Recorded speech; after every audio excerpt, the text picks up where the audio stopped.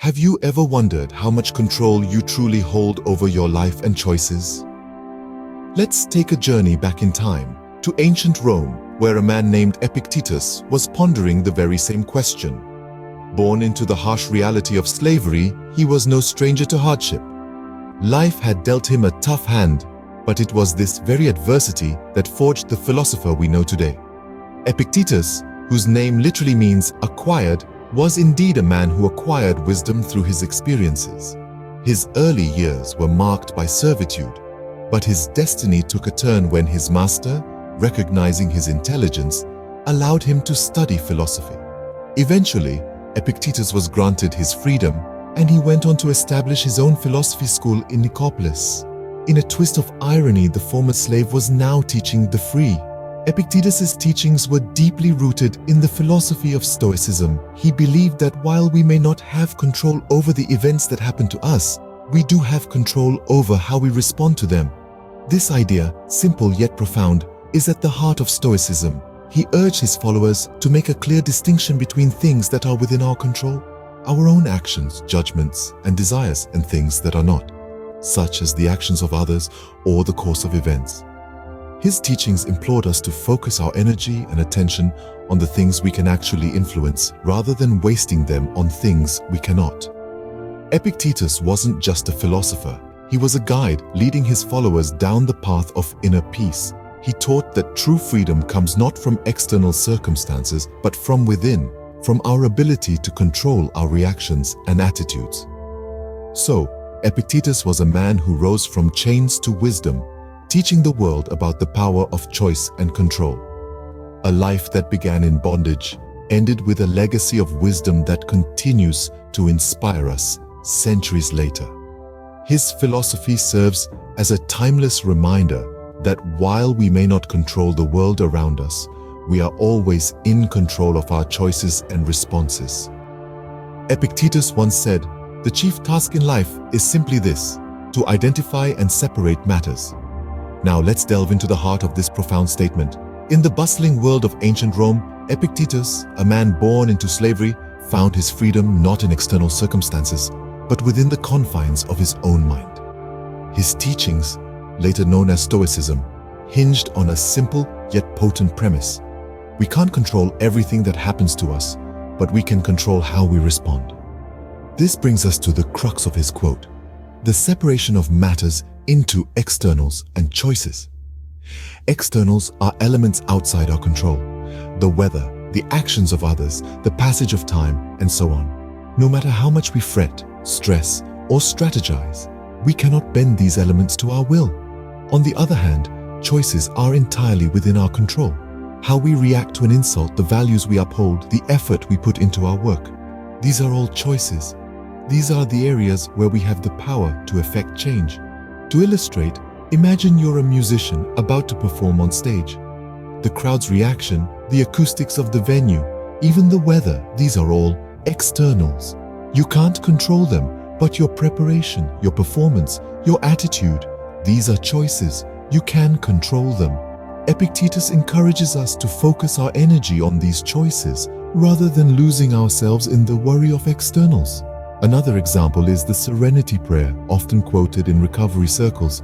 God, grant me the serenity to accept the things I cannot change, courage to change the things I can, and wisdom to know the difference. This prayer echoes the wisdom of Epictetus, urging us to discern between what we can and cannot control, and to act accordingly. Epictetus's wisdom does not tell us to be passive, but rather to channel our efforts where they will have the most impact. It's about accepting that we cannot control the waves, but we can learn to surf. It's about finding freedom, not in the absence of obstacles, but in our ability to navigate them. At its core, Epictetus's philosophy is a call to emotional maturity. It challenges us to take responsibility for our reactions, to stop blaming external factors for our unhappiness, and to start looking inward for solutions. Thus, Epictetus guides us towards the understanding that our power lies not in controlling the world, but in how we respond to it. But how does this ancient wisdom apply to us in the bustling, ever-changing world of 2024? Let's paint a picture. Imagine you're stuck in traffic, late for an important meeting, and the driver in front of you is moving at a snail's pace.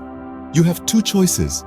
You could honk your horn, yell, and let your blood pressure rise, or you could turn on some calming music, take deep breaths, and use this time as a moment of reflection. The traffic, the slow driver, these are externals, uncontrollable factors. Your reaction, however, is entirely within your control. This is Epictetus in action. Now consider the stress of work, the deadlines, the demanding boss, the competitive colleagues. Again, these are externals. But how you handle this stress, how you prioritize your tasks, how you interact with your colleagues, these are your choices. You can let the stress consume you, or you can choose to strategize, be proactive, and maintain your composure. This is the wisdom of Epictetus, shining like a beacon in the chaos of the modern workplace. Even in our personal relationships, we often find ourselves in situations where we feel hurt, annoyed, or frustrated by the actions of others. But remember, the actions of others are externals. How we react, how we let it affect us, that's our choice. You can choose to hold on to the hurt and let it sour your relationship, or you can choose to communicate, to understand, to forgive. This is Epictetus, guiding us towards healthier, more fulfilling relationships. In the face of global challenges like climate change, political unrest, or even the latest viral pandemic, it's easy to feel overwhelmed and helpless. But while we can't control these external events, we can control our responses to them. We can choose to despair, or we can choose to take action, however small, to make a difference. This is Epictetus, reminding us that our power lies not in controlling the world, but in controlling our actions within it. And let's not forget the constant barrage of information and distractions that come with living in the digital age. Social media updates, news alerts, the latest viral trend, it's easy to get swept up in the tide. But we can choose to be mindful, to prioritize, to disconnect when needed. This is Epictetus showing us the way to a balanced, focused life, even in the midst of digital chaos. So you see, the wisdom of Epictetus is not some ancient, outdated philosophy. It's a practical, powerful tool that we can use every day, in every aspect of our lives. It's about recognizing what we can control and what we can't, and focusing our energy where it really matters, on our choices, our actions, our responses. Yes, even in 2024, the wisdom of a former slave turned philosopher can guide us towards a more peaceful, controlled life. Now, how can we put this wisdom into practice? Here are 5 practical steps.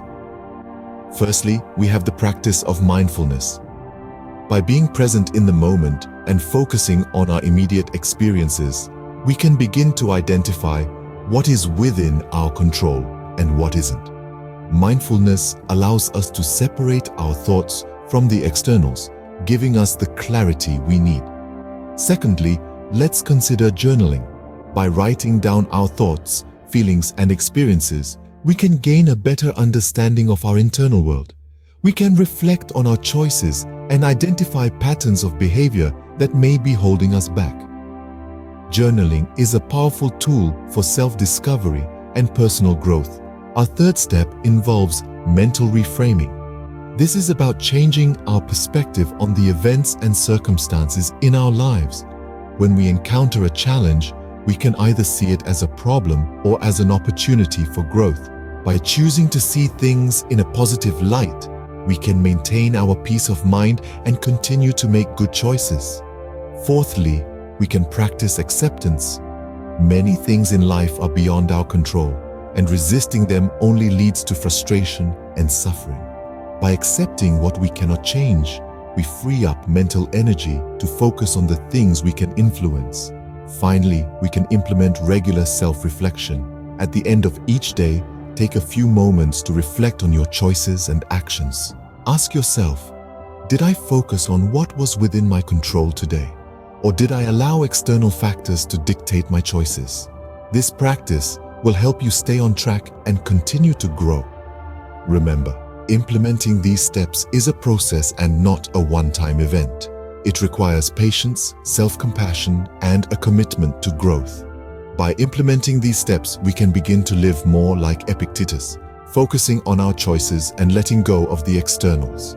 We've journeyed through the life of Epictetus, delved into his teachings, and discovered how to apply his wisdom today. From understanding the essence of his philosophy to identifying what we can and cannot control in our lives, and to the practical steps of implementing this wisdom in 2024. What do you think of Epictetus's philosophy? Share your thoughts in the comments, and if you found this video enlightening, subscribe for more content like this. Remember, the power of choice is in your hands.